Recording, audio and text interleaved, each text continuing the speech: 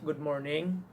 Sa rason nga gusto nato gihapon ma-serve ang church, maalagaran ang katawhan sa Ginoo, gihimo nato ni kay sa pagselebrar or pag hinumdom sa kamatayon sa atong manluluwas dito sa cross. Karong buntaga atong pamalandungan ang ikaunom niya nga pulong dito sa cross nga nagsulti siya natapos na or nahuman na, or sa English, it is finished. Gipili na ako ning pulonga kay kini magong pulonga nag-summarize, naglangkob sa tanan nga trabaho niya dito sa cross sa pagluwas sa mga katawhan niya. Kining pulong it is finished or natapos na sama kini kalalom ug kalapad sa Pacific Ocean. Kining attempt nako nga pagtuon niini gamay ra gyud kay ni kalapad ug kalalom niini. Adunay lalom ug lapad nga misteryo niini. Apan kay gi-revealed man ni, gipahayag man ni sa pulong sa Ginoo ato ang pagatun-an gihapon. May daghang mga pastor nga malandong ug ni comment na hanungod ini nga pulong. Usa niya na si Charles Haddon Spurgeon. Ingon ni Spurgeon, "Tetelestai or it is finished, an ocean of meaning in a drop of language. It is finished is the most charming note in all of Calvary's music. This is the royal dish of the feast of love." Ingon po ni J.C. Ryle, "Of all the 7 famous saying of Christ on the cross, none is more remarkable than tetelestai." Ang word nga tetelestai mo na Griego nga pulong sa it is finished or natapos na. Ingon ni Charles Simeon, "Every word indeed that proceeded from our Savior's lips deserves the most attentive consideration, but tetelestai, it eclipses all." Inanak kabugat ug inanak kalalom di ay kining pulong nga tetelestai. Kining ako ang tuon attempt nato, medyo dili gyud inana kalalom kay di man nato matungkad ang mystery sa ato ang manluluwas sa iyahang pagsulti ni ana.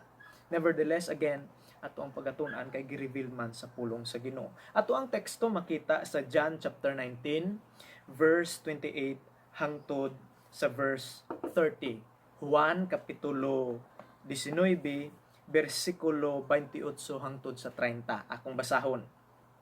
Pulong sa Ginoo gasulti, "Human ini si Jesus nga nasayod nga ang tanan natuman na ug aron pagatumanon sa kasulatan mingon, giuhaw ako." Bersikulo 29, "Dito may usa ka panaksan nga puno sa suka ug gitunlob nila ang espongha sa suka ug gibutang sa usa ka sanga nga isupo ug giisa nila kini ngadto sa iyang baba." Bersikulo 30, "Human makatilaw si Jesus sa suka, mingon siya, natapos na. Unya miduko siya ug namatay." Gani kanang bersikulo 30 nga niingon siya natapos na, ato kanang pagatun-an karon nga buntag mga igsuon. Kini manggod nga pulong it is finished or natapos na, usa kini ka pamilyar nga pulong. Kanunay nakitang nakabati ni ana. Pero ang medyo penetrating nga pangutana, medyo lalom-lalom nga pangutana, dili kay kung nakabati na bakita ni ana. Ang lalom-lalom nga pangutana mao ni, unsay buot ipasabot ni Jesus sa pag-ingon niya, it is finished? What did Jesus mean when he said, it is finished? Unsay buot ipasabot niya? Now, karong buntaga, haron masabta nato kining pulong sa bersikulo 30 nga natapos na, gi-alliterate nako haron sayon nga masabtan, pero dili sa pag-sacrifice sa context. Now, ihatag na kong rason karon nganong nakakam up ko ana nga alliteration. Kanang pulong diha nga it is finished, ang buot ipasabot ni ana mauni, a conscious recognition that he accomplished his mission. Ikaduha, a cry of fulfillment. Ikatulo, a completion of man's salvation. So, tulo kasi. A conscious recognition that he accomplished his mission. Ikaduha, a cry of fulfillment. Ikatulo, a completion of man's salvation. Sa Cebuano pa, ang buti pasabot di ay sa word nga it is finished or natapos na, siya mismo nahibalo nga natapos na niya ang iyang misyon. Ikaduha, pagsinggit kato nga natuman na ang mga tagna. Then ikatulo, sa pagkumplito sa kaluwasan sa tao. Atong usa-usahon. Una gyud, kanang pulong diha nga it is finished sa versikulo 30, ang buti pasabot diay na a conscious recognition that he accomplished his mission in redeeming man. Paano ko nakasulti nga conscious recognition that he accomplished his mission in redeeming man? Tungod sa iyang immediate context. Ang bersikulo 30 adunay immediate context nga naa makita sa bersikulo 28. Ingon diha sa bersikulo 28, after this, Jesus, knowing that all was now finished. Ang word dira nga knowing, mga igsuon, verb na siya sa original nga ang but ipasabot to have seen, to perceive, to behold, to be aware, to be sure, or to understand. It has having an idea of full knowledge of something.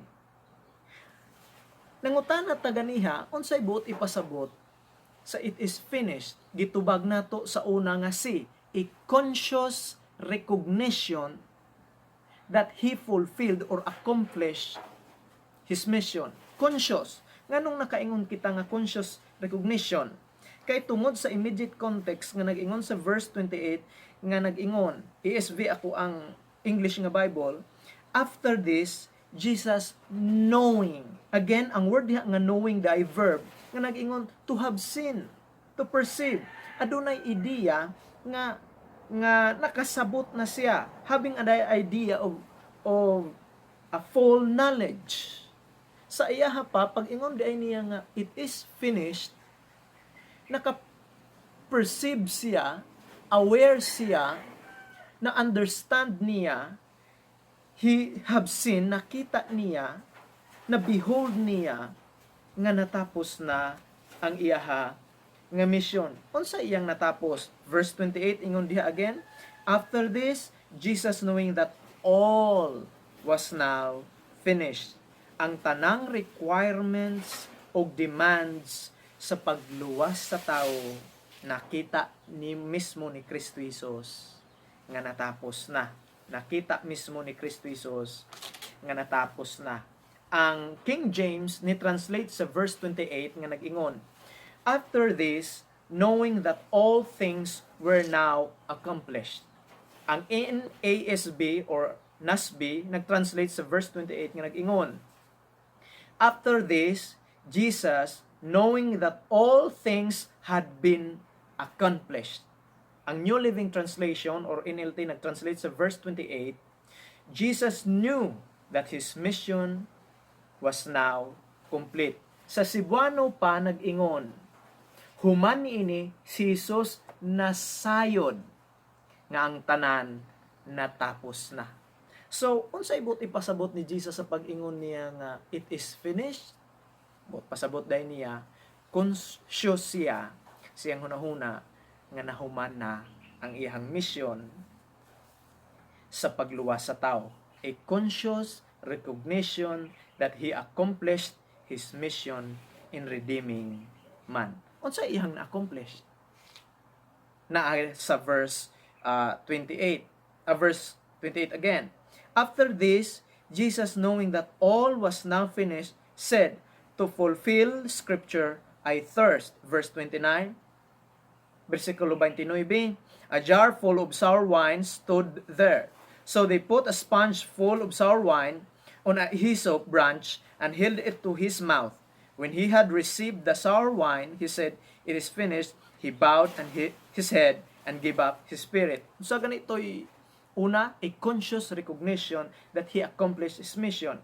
Ikaduha, ang worthy ay nga it is finished, it was not just a conscious recognition that he accomplished his mission, but ikaduha, a cry of fulfillment. Daghang nag-ingon nga it was a cry of defeat.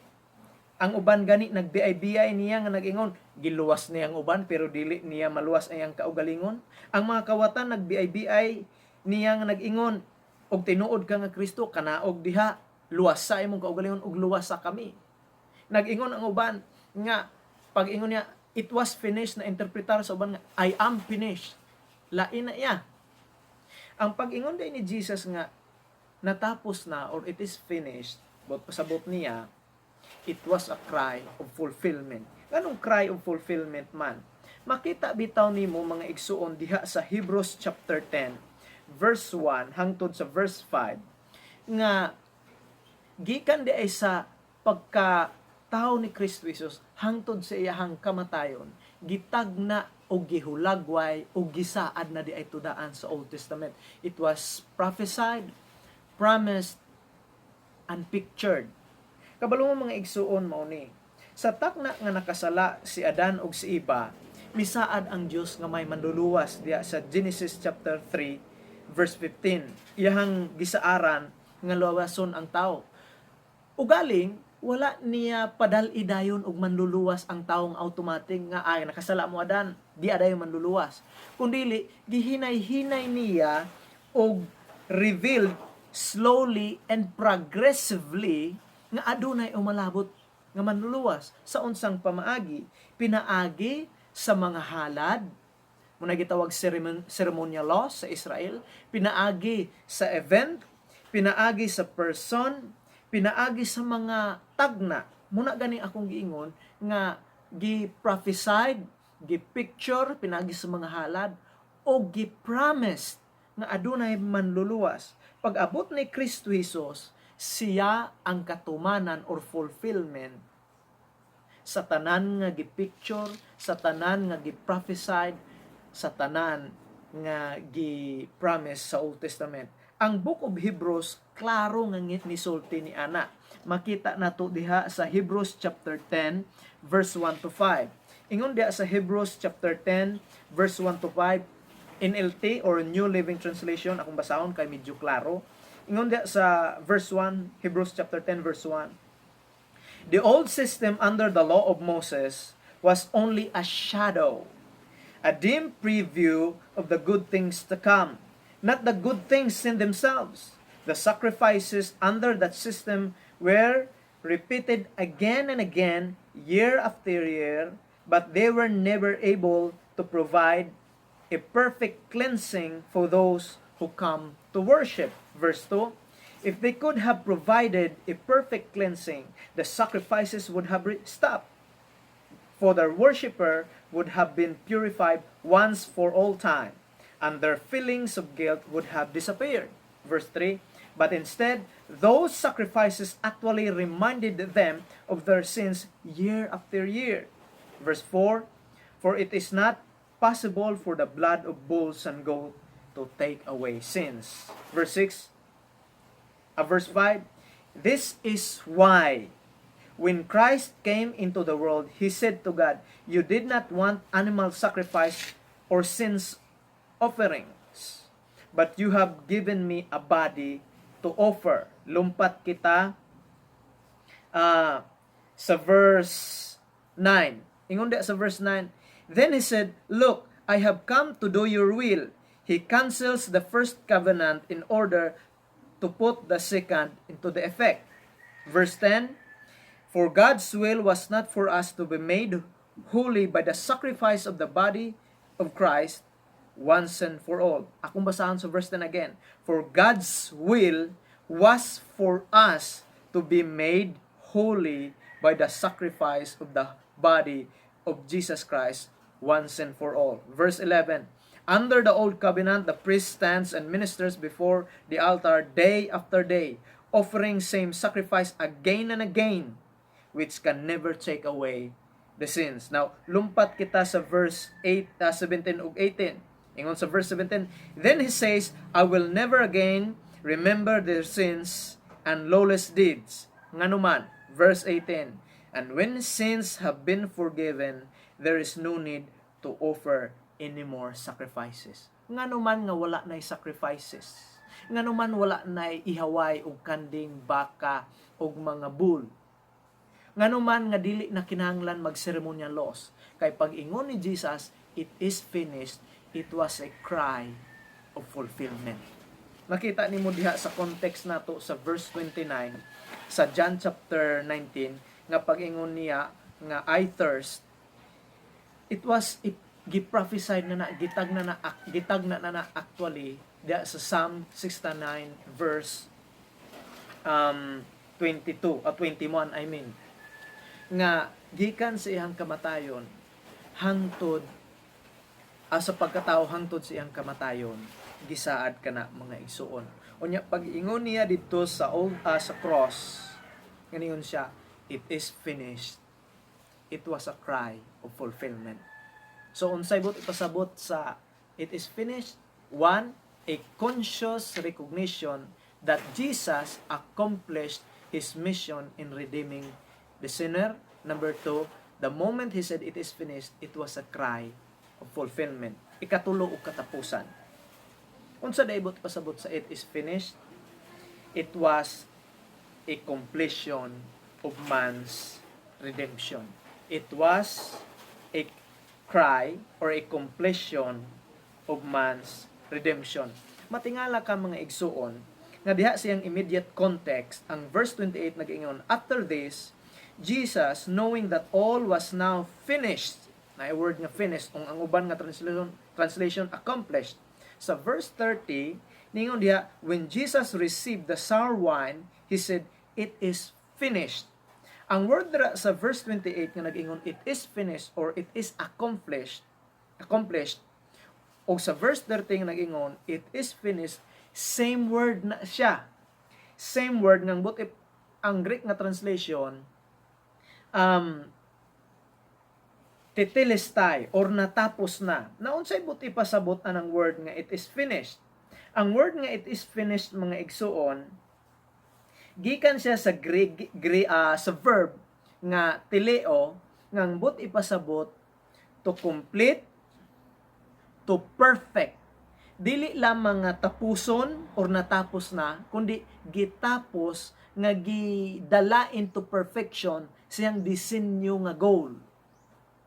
Kita nimo pag ingon di ni Jesus tetelestai or natapos na, wala lang niya gisimple nga gitapos, kundi ang tanan nga disenyo o requirements sa pagtapos sa kaluwasan sa tao iyang gibutang ngadto sa perfection nga pagtapos sa iyang disenyo ug unsay iyang design. Mauna nga ang ikatulo di ay nga meaning sa word nga it is finished, mauna nga i-completion of man's salvation. Ngano na kaingon kita og completion of man's salvation?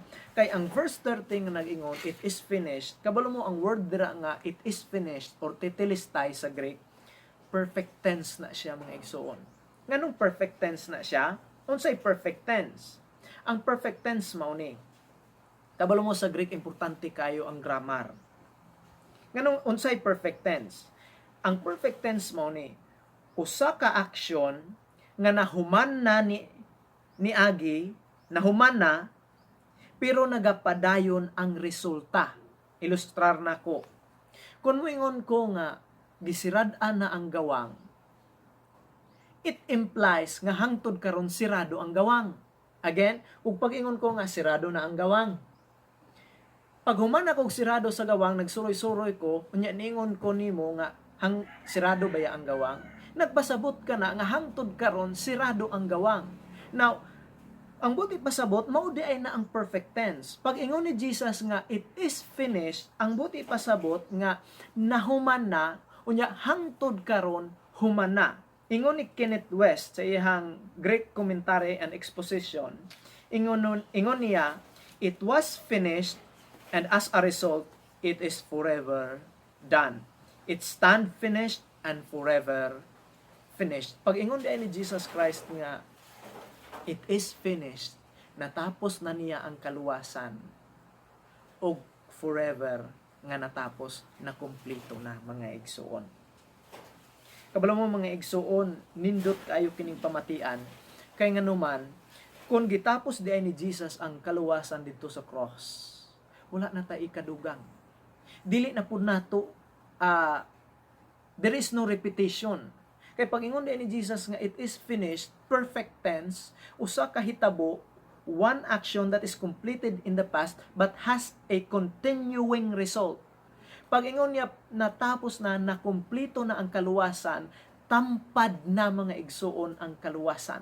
Wala na kaigadugang, dili na angay i-repeat kay nganuman, natapos ug natampad naman. Unsay mahimo nato, ato lamang iselebrar og hinumdumon.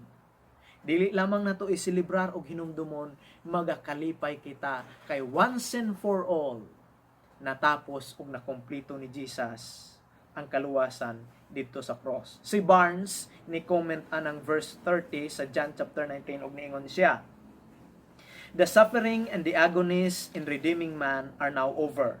The work of long contemplated, long expected by prophets and saints is done.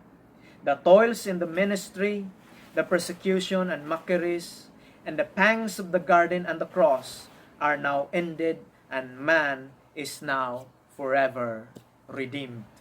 Pagkanindot gayud mga igsuon sa giingon ni Kristo Jesus. So to summarize mao ni, unsay bot pasabot di ay ni Jesus sa pag-ingon niya it is finished. Number 1, it is a conscious mismo si Jesus, a conscious recognition that He accomplished His mission in redeeming man. Number 2, pag-ingon niya nga it is finished, it was a cry of fulfillment. Ang tanan nga nahisulat, nga gisaad, gipicture o gitagna sa Old Testament, natuman na. Din katapusan, it was a completion of man's salvation. Kaya ang word dira manggod nga titilestay, dili lamang na perfect tense.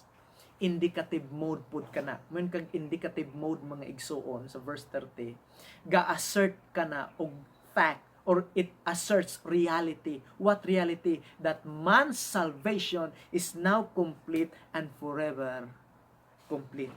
O pagkaanindot gayud sa kaluwasan nga gitapos ni Kristo Jesus. Nahinumdum ko sa poem nga gisulat ni Horatius Bonar, usa ka pastor. Ingon niya, "Not my hands have done can save my guilty soul. Not what my toiling flesh has borne can make my spirit whole. Not what I feel or do can give me peace with God.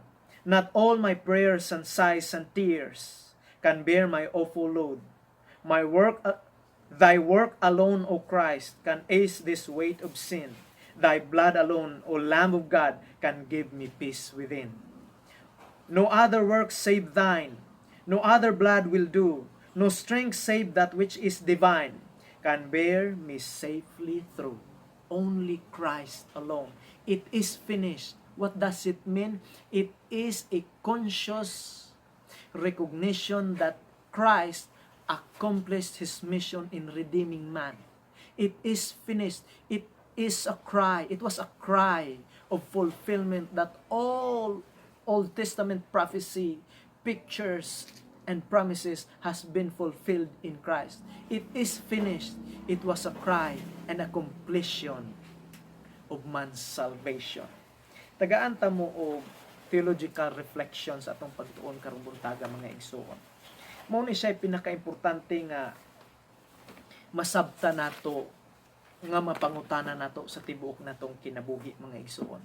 Unsa ni nga pangutana? Mao ni, paano ang makasasala madeklarar, dili mahimo ha, kundi madeklarar nga matarong atubangan sa Dios. How can a guilty sinner be declared just before God? Paano madeklarar ang makasasala?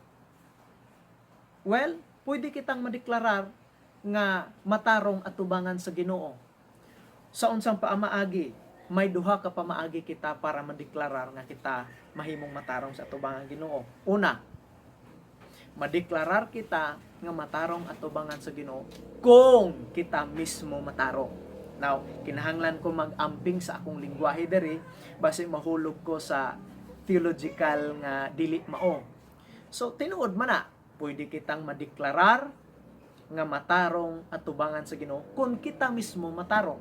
Kay alangan ideklarar sa Ginoo ang matarong nga matarong ikaw ug ako nga dili ka matarong, mamutbot ang Ginoo.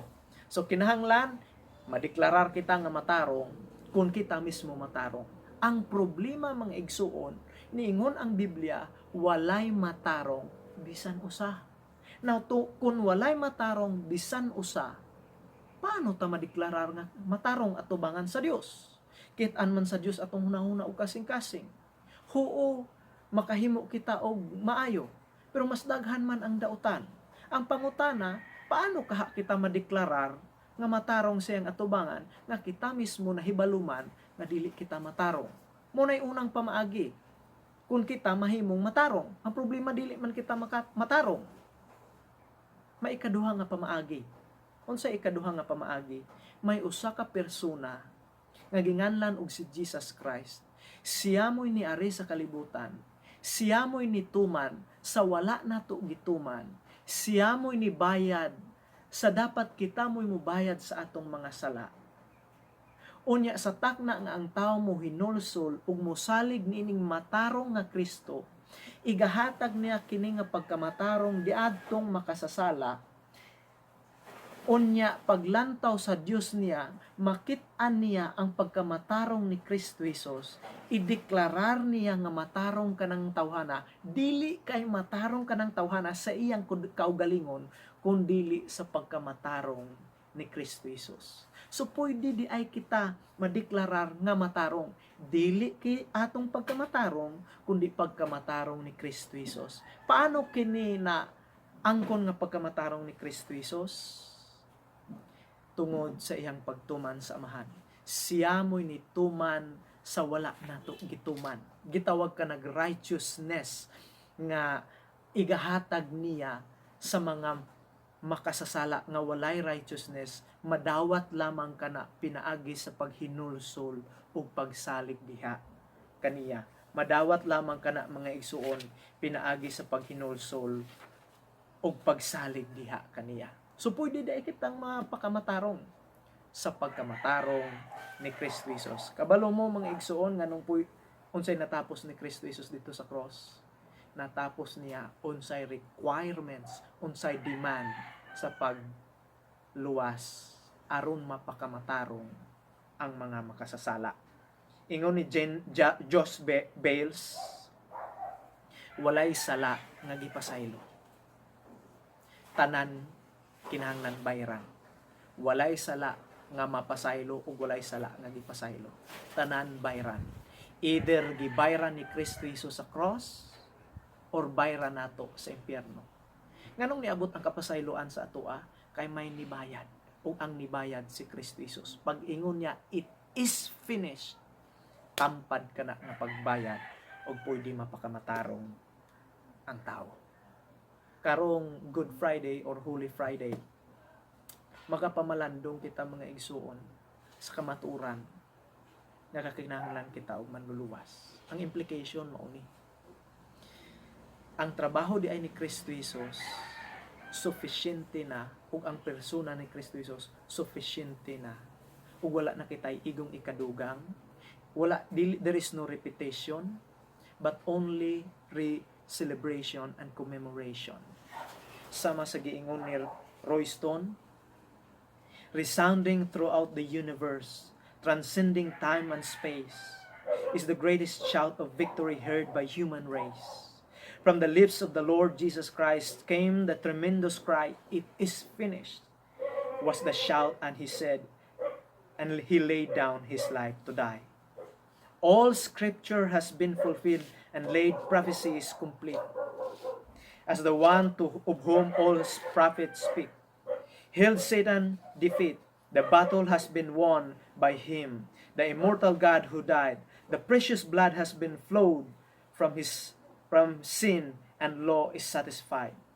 How vast the ransom he has paid, for no work has left undone.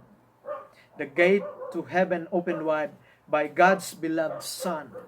Mankind has now been redeemed, and the price for sin is paid. The shame and suffering is over. Atonement has been made. What did Jesus mean when he said, "It is finished"? Number one, it is a conscious recognition that he accomplished his mission in redeeming man. Number two, it was a cry of fulfillment that all the prophecies, promises, and picture in Old Testament scripture has been fulfilled. And it was a cry, a completion of man's salvation. Oh, what a wonderful Savior. What a great salvation. So rich and free. Mga igsuon, maangkon lang gyud ang salvation sa usa ka pamaagi. Paghinulsol ug pagsalig diha kang Kristo Jesus. Maselebrar nato ang balaan nga Biyernes or Holy Friday pinagi sa pagpamalandong nga niingon si Kristo Jesus. It is finished. Kung ikaw wala pa kadawat sa kaluwasan, makahimo ka sa paghinulsol ug pagsalig diha kang Kristo Jesus.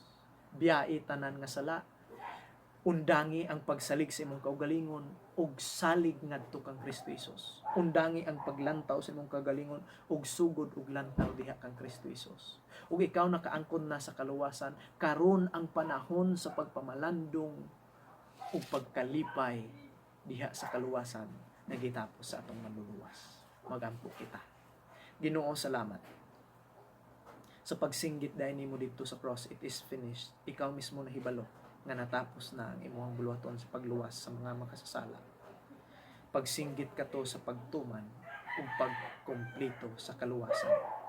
Unsa goy-naa namo Ginoo nga imong mangluwason, pero giluwas nimo aron mapahayag og sikinsa ug unsa ikaw. Gani balik tanan ang tanan nga pagpasalamat ug paghimaya sa imong ngalan, sa ngalan ni Kristo Jesus. Amen.